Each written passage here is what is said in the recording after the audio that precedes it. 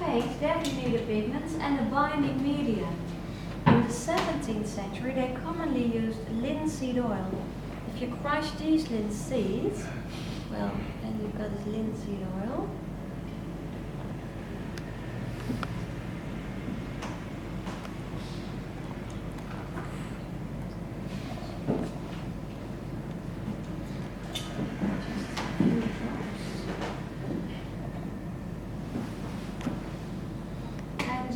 Well, today we just go to a shop, we can buy any color we like.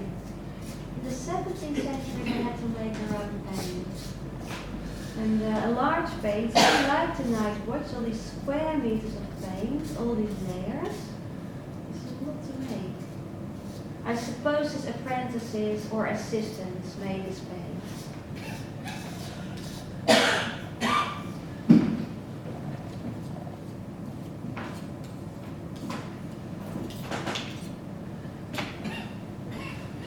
This is a model.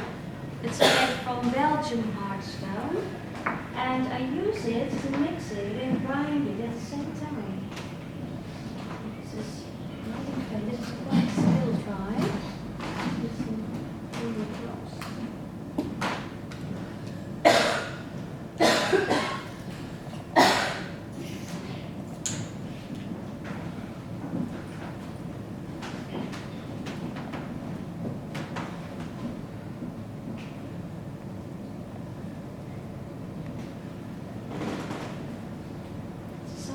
To try this.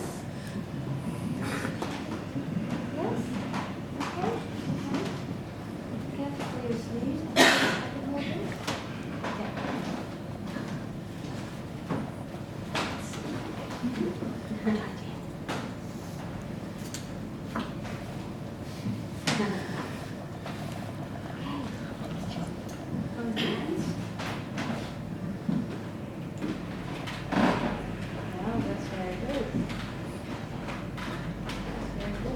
The apprentices, they were very young, not that young, but they were young. 12 years old. Well, oh yeah, this is yours. Thank you. We can test it. There's a test to see if it's finished. It needs to peak. That means it needs to stand up. Let's see.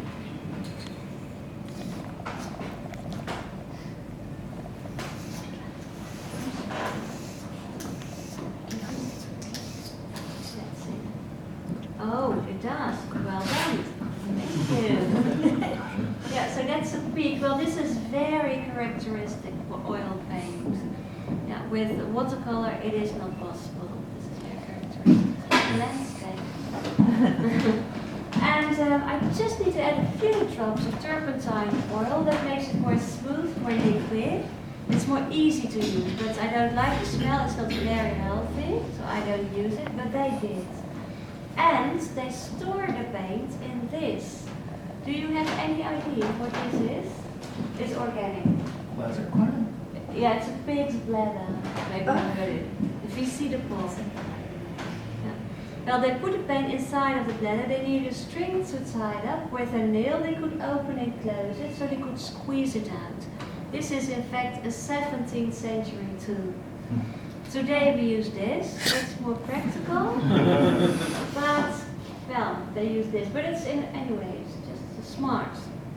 And they only made small amounts for one day. They were very organized. They knew exactly what they were going to paint that particular day. For example, only trees, the colors they needed for trees, that's what they made. They worked on different canvases, so there was no waste of material. They used all of it. They had to make their paint, they had to stretch their canvas, they also had to prepare their canvas. Well, to prepare a canvas you need 2 layers of warmed animal glue.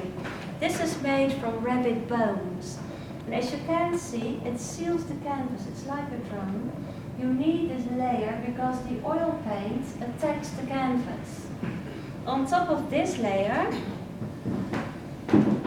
they added 2 layers of oil paint, a dark brown, on top of that a light brown, like a monochrome.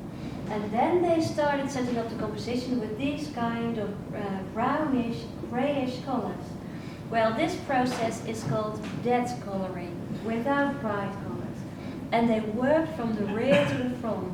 For example, for the interior, they started with the rear wall, they ended with the foreground figures, and then slowly the color came into the painting. Well, what's interesting, Rembrandt could visualize a painting in detail.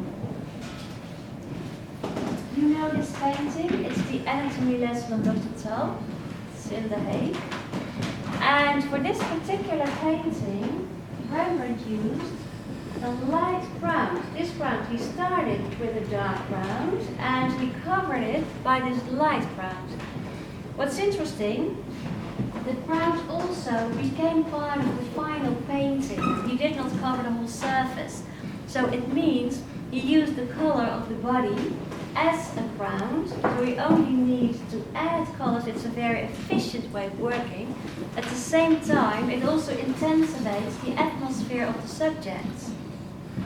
It's very clever. So, and for each other painting, he used another color. For example, a portrait like this. Maybe it's hard to see, but it's a portrait. He used a very dark ground, this ground, a dark brown covered by a dark grey. Yeah, so for each other painting, another color, another ground. In the beginning of his career, he painted on oak. This is an oak panel. To prepare an oak panel, you also need 2 layers of warm enamel glue as well. A layer of chalk and glue to fill the grain of the wood. And a layer of oil paint, just the color that he wanted to use, like the canvas. It's not very known. Interesting though, he made 4 very small paintings on copper plates. He covered the copper by a layer of gold leaf, and then he painted on top of the gold. Well, he experimented a lot with paint. Many times he used the back of the brush to make scratches in the still wet paint. Well, you can see that in the beard of the man as well as in the moustache. You can see it very well. It reveals the gold.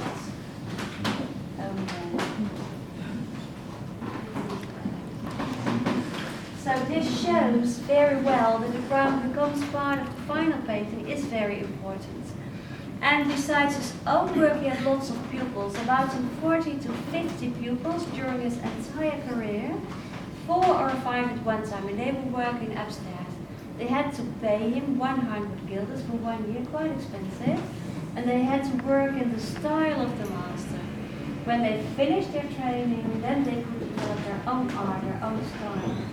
Yeah, some became very famous. Maybe you've seen some of the paintings downstairs. There's a very large painting by Ferdinand on the wall, one of the most successful paintings.